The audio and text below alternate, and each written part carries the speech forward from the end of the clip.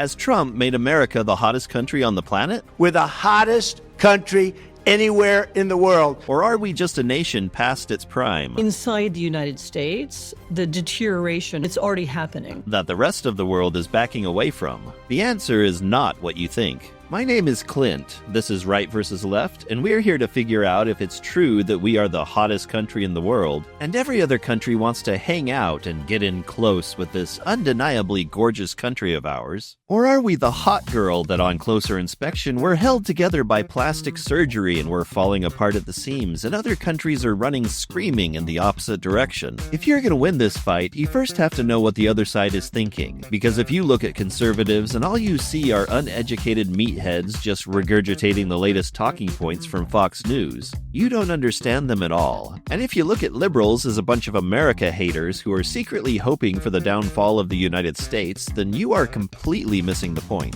You have to listen to what people are saying if you're going to make sense of whether Trump has put America back on the map, or if America should crawl off the map and sink embarrassed into the ocean. Warning, this is for people who are not afraid to listen to the other side. So if you can't stand people whose opinion is different from yours, this would be a good time to bail out. If you're still here, I would love to hear from you. As I describe these different viewpoints, let me know if you think of something that we missed. The smartest people I've ever met are also the most politically savvy. My friends on the right tell me America is back on top of the world, much of it due to Trump's tireless efforts in a couple of key areas. Trump has made the world respect us again. They tell me that America had gone weak, that our friends were taking advantage of us, and our enemies didn't take us seriously. Trump has changed all of that. They informed me that prior to Trump cleaning house, we were involved in all sorts of deals and international agreements with other countries where we were putting a lot into the deal and getting very little back. That others were benefiting while we were footing the bill. So Trump has identified the gravy train and renegotiated those deals to get us better terms, or pulled us out completely. And this includes countries we were trading with. Trump has leveraged our economic power and put tariffs in place to rectify where other countries were taking advantage of us. Okay, makes sense to me. We put our foot down, and maybe we're playing a little hard to get, so they respect us now, and, as a country, we've never looked better. They also tell me that, as the biggest and strongest country on the planet, we were weak in our diplomacy around the world, and we let other nations walk all over us and break their promises, and we wouldn't do anything about it. Trump has leveraged our military power and put us in a much stronger footing on diplomacy, where he's not afraid to threaten violence and then follow through if it's not taken seriously. And the world has noticed, and they take us much more seriously now, as they should have all along. It's called peace through strength, and it makes America very attractive. Papa Trump has told the rest of the world, you kids in the back seat have to start playing nice or he's turning this car around. And you better believe he'll do it. And if that doesn't shut you up, he's also locked onto the vehicle with a Tomahawk missile. So Trump is leveraging our economic and military power to give us a diplomatic and financial advantage in the world. And the world is taking us seriously, and they think we're smoking hot. That's what my friends on the right tell me. But what do my liberal friends say about all this? According to my friends on the left, the world thinks we're crazy now. Yes, we as Americans have always been perceived as self-centered, self-important, self-aggrandizing, self-absorbed, self-righteous, self-ish people. But now we are living up to the reputation and adding self-deluded to the list. My friends on the left tell me we've become unpredictable. Trump threw the economic stability of the whole world into a blender with his tariffs, which he slapped on other countries seemingly at random and then moved them up and down according to what? Nobody knows. Maybe his personal feelings, maybe phases of the moon, maybe whether he had been up all night rage tweeting or not. A combination of those things? Who knows? What country in their right mind would want to get in bed with that? My friends on the left tell me we've become untrustworthy. We backed out of promises and agreements we've made as a country. Agreements that other countries depended on for protection and stability, such as foreign aid. Trump is abandoning our allies. Countries we've been aligned with for 100 years, give or take. These countries are the ones that have traditionally shared our views on freedom and democracy and human rights. And Trump has blown all our relationships up over money. Like a new stepdad whose first priority is to gather the children around and discuss your allowance. and how accurately it reflects your individual contribution to the family. What other country wants to make a deal with a nation that might decide next month they're just, not feeling it anymore? Or they think if they push you around, they can get more money out of you. My liberal friends say all of this is sending our allies into the arms of our enemies. Because we're not the only big kid on the playground. And the more unpredictable and untrustworthy we are, the better the other kids look. Because while China and Russia are a little scary, at least they're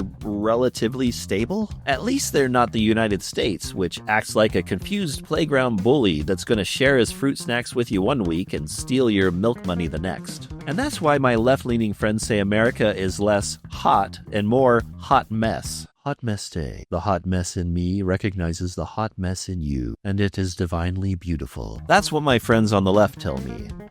So which is it? Is America getting hotter by the minute? Or is the rest of the planet feeling whatever the opposite of global warming is towards us? And how do we figure that out? Because everybody, on the right and the left, wants America to prosper. We all want America to be strong, to thrive, to grow its influence in the world, to be respected. But how do we measure that? If we are truly hot, countries should be lining up to strengthen their alliances with us and make new deals that cement the partnership. If we're not, then we should see other countries treating whatever relationship they do have with us like they found a massive spider in the cupboard inside a Tupperware container, and they're very carefully transporting our ties with them out to the backyard, gently placing it on the ground, slowly backing away, and then fleeing the area on foot. So that's what we're looking for. Are other countries finding ways to get more involved with us, or less? Now, just to get a feel for the landscape, let's start with, do other countries respect the United States now more than a couple years ago?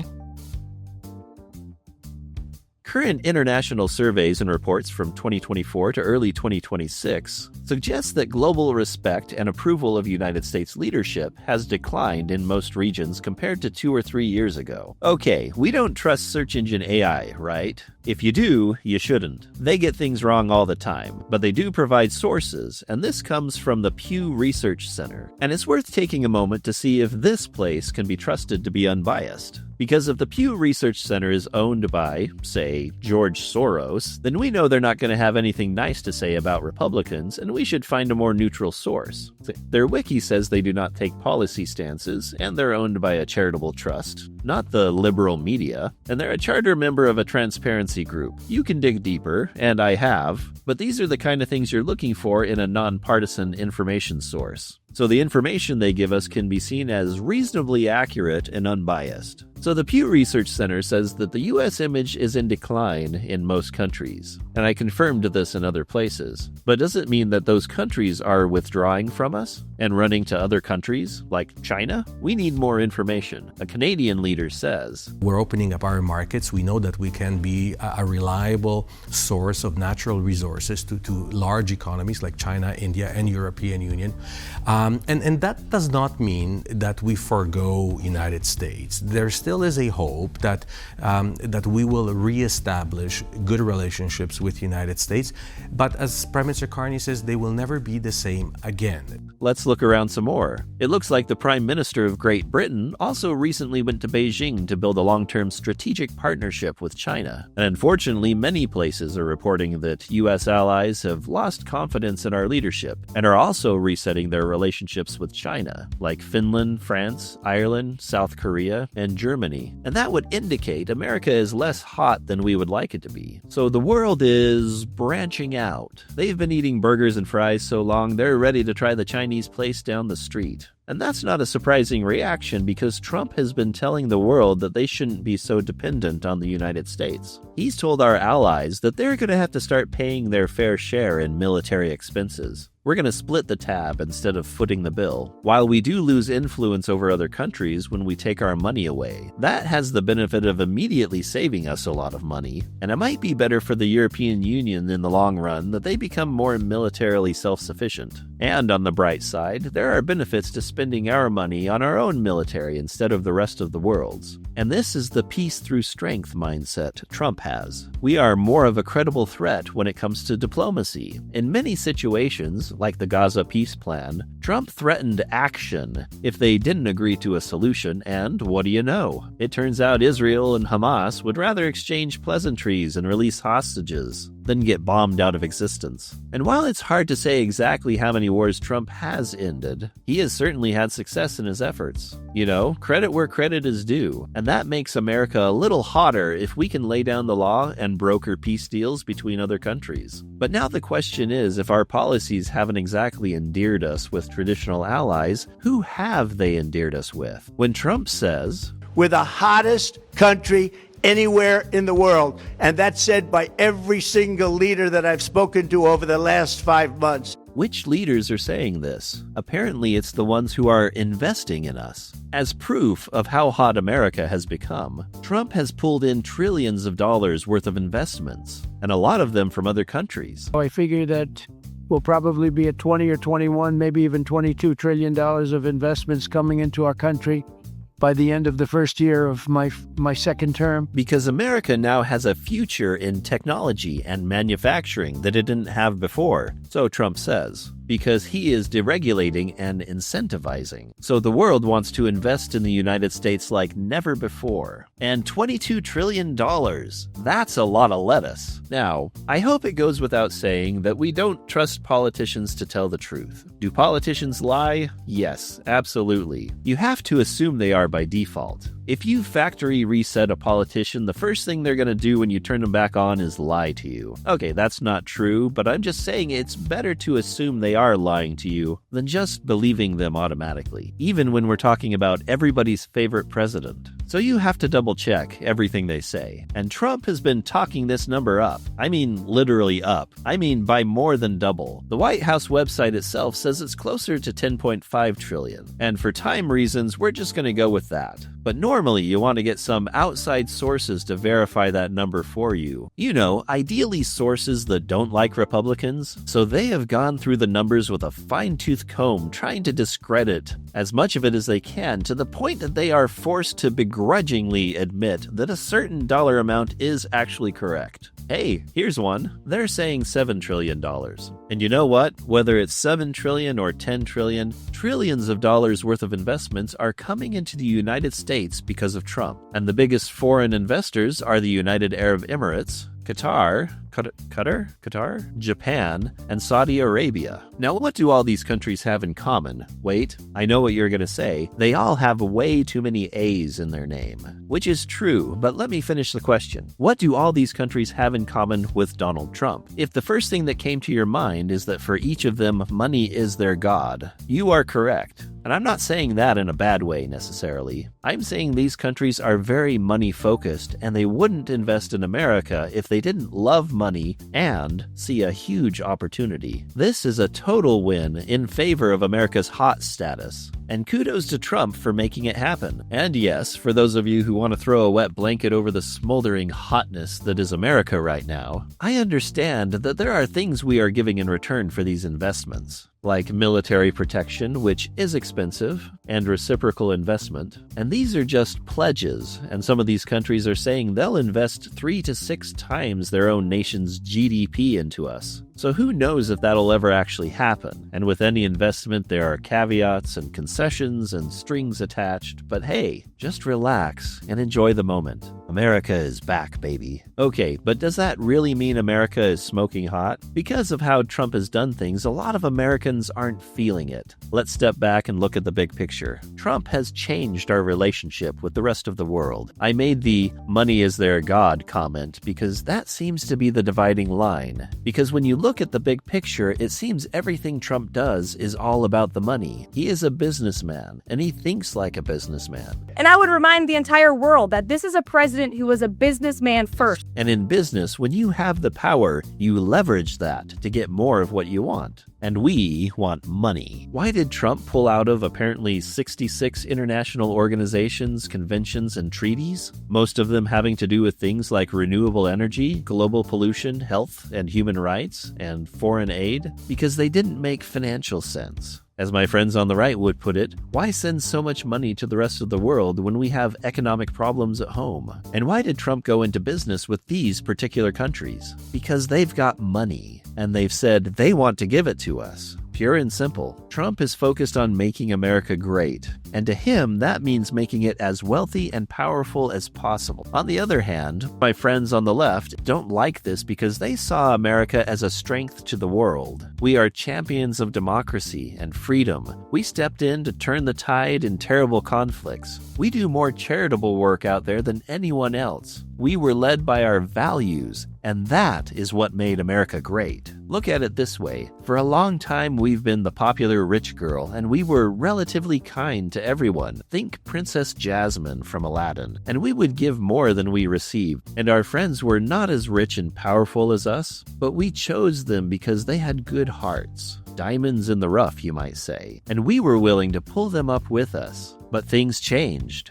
And we discovered that kindness doesn't pay the bills. And we came to believe that our friends were just taking advantage of our generosity. So we pulled back from sharing the wealth and started hanging out with other girls because they have money and we want that money. And they want to tap into our popularity to raise their status in the world. And now we are Regina George from Mean Girls. And for my friends on the left, it feels like we've lost something important here. Whereas my Trump-supporting friends see this as just a more efficient way of capitalizing on our money and power. So our old friends are pulling back from us, while new countries are leaning in. Does that make us the hottest country? No, not in terms of how the rest of the world sees us for sure, but economically, probably yes. But now that we're taking the Mean Girls approach to world relations, it'll be interesting to see if, in a few years, we look like this, or end up like this. But what do you think? Is this move to a more financially based relationship with the rest of the world a good idea? Do we need to take care of ourselves before we can take care of others? Is this just us being realistic and honest with how the world really works? Or have we gone the wrong way? Where others saw the world taking advantage of us, did you see us voluntarily giving to the rest of the world? Do you think we lost something now that we are in a mostly transactional relationship with the world? My personal opinion is that, on the one hand, America First appeals to me in many ways. I'd like to see the economy improve and prices come down. I'm feeling the financial strain on my family, and I'm working 2 jobs while I'm trying to start this channel. So I do like the idea of focusing more on the finances and fixing the economy. But the big picture is that we didn't elect Trump to fix our relationship with the world. We elected him to fix the economy. If you recall, that's the issue that got him into office again. And that seems like what he's laser focused on. He may be a money-grubbing businessman willing to make cuts like a ruthless CEO movie villain, but it seems he hasn't lost sight of what we ultimately told him to do for us. And it's his focus on money that will hurt our global reputation, but will probably fix our economy the fastest. But I can't help but feel that there should have been some way to do that without blowing up 100 years of goodwill with the rest of the world, without abandoning the rest of the world, without sending our allies into the arms of our rivals. We did all of that, and still prices are as high as ever. So America does not feel hot to me right now. This is why we need both sides. We need the financial focus and the ability to make sometimes difficult decisions that the right brings to the table, but we also need the humanitarian focus and relationship building sense that comes from the left. There is a balance there that we lose if we don't acknowledge what each side brings to the table. We need both if we're going to make America hot again. Make America hot again. Maha. You know, that's catchy. Hey guys, we should take that before someone else does. Speaking of a hot country, what happens when someone dumps a bunch of ice on it? Let's see whether ICE agents are the unsung heroes of America or a dictator's shiny new army. Click here to watch that video, or click here to see all my best videos.